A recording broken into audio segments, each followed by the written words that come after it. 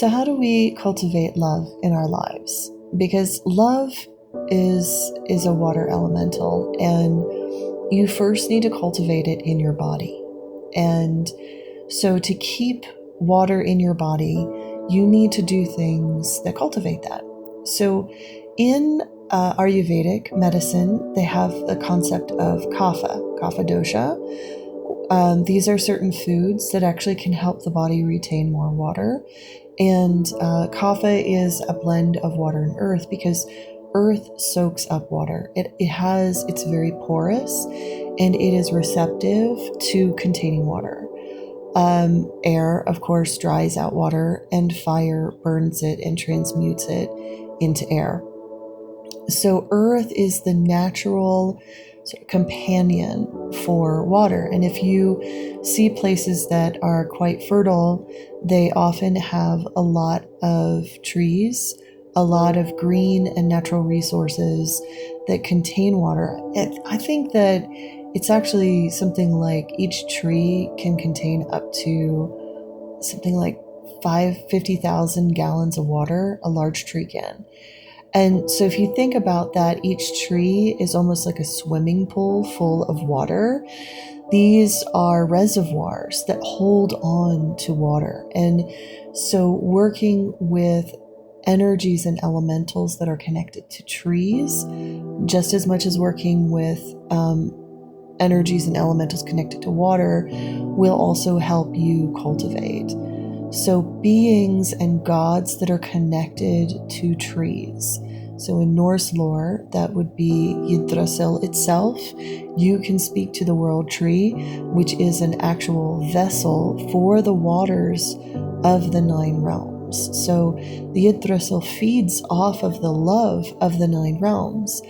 If the realms are devoid of love, Yggdrasil dries out and dies.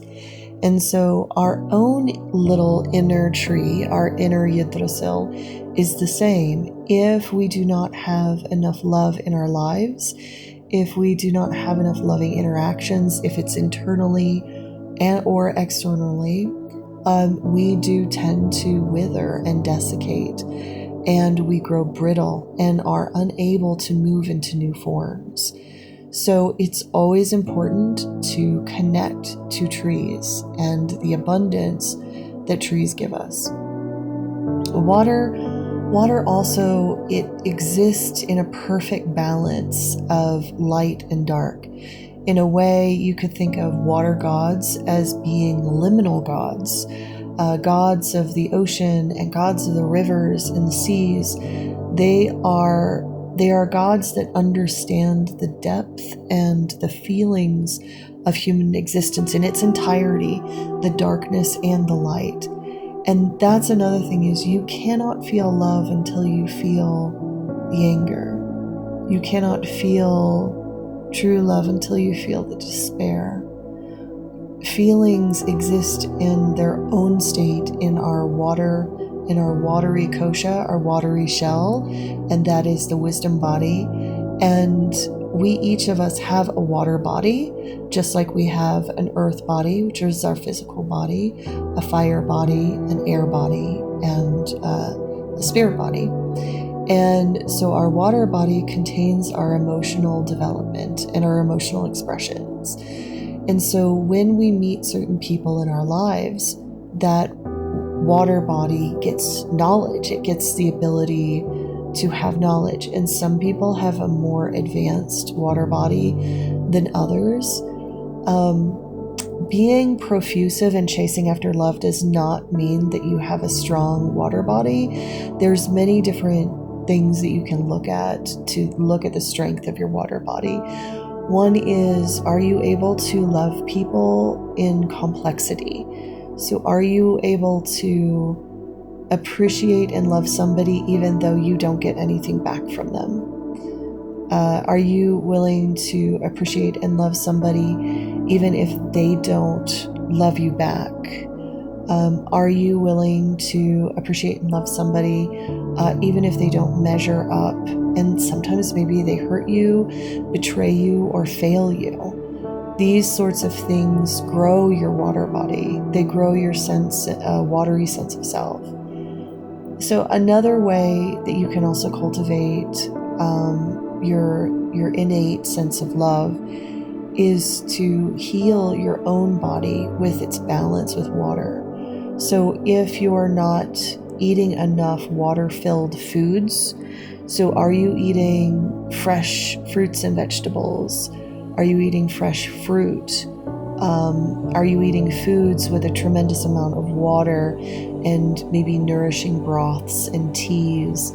And are you just drinking plain water that is cold and icy, just on the verge of freezing? That's not good for your body. You want nice, either room temperature or warm or hot water to kind of fill you so that it can, and you often have it with herbs and teas or even salts, so that the minerals your mineral complexes can build along with the nourishment of the water.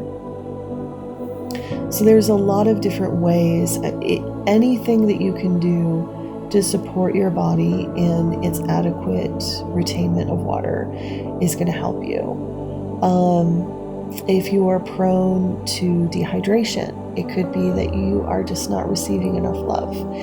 And I get it. Like right now, it is hard to find sources of love, especially in times like this. Right now, as the world is undergoing a big transition, and this is one of the reasons why I'm making this video, it is so important for you to learn how to cultivate love for yourself, regardless of the selfishness of the planet around you. When people are in crisis and systems are failing and there is a major astrological transition, so the collective consciousness is going from one state into the next, you have a lot of fire elementals coming into play. Fire is illumination. It also burns off old forms and systems. It burns off old earth elementals. And it allows us to build new elemental structures in the future.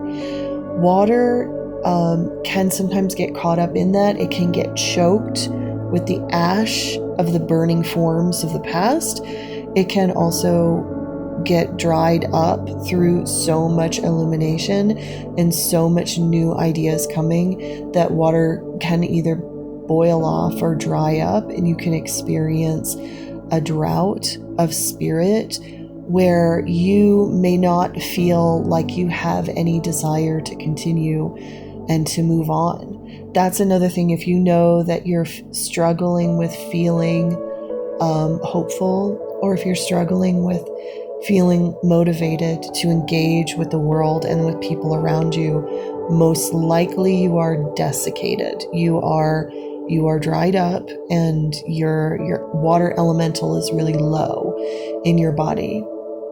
If you're experiencing a lot of headaches, a lot of too much in your mind thinking about things and not actually feeling, you have too much vata. Your air element, your mental body is so massively aware, it's creating a circulation of air that's actually drying up your water. And so you want to make sure that you're learning in balance.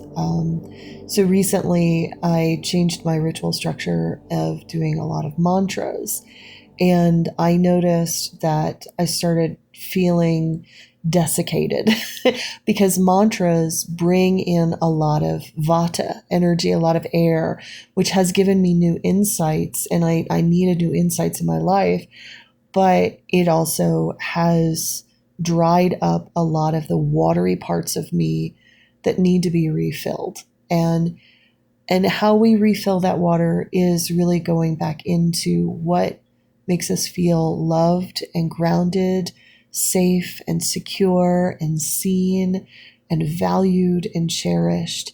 When you feel the warmth of true water in your life, it wells up and it makes you cozy, and it makes you feel as if you are perfectly in alignment, because that's what water is. We are water beings. We need to be nourished. And so I hope all of this helps in these coming days. Know that all elemental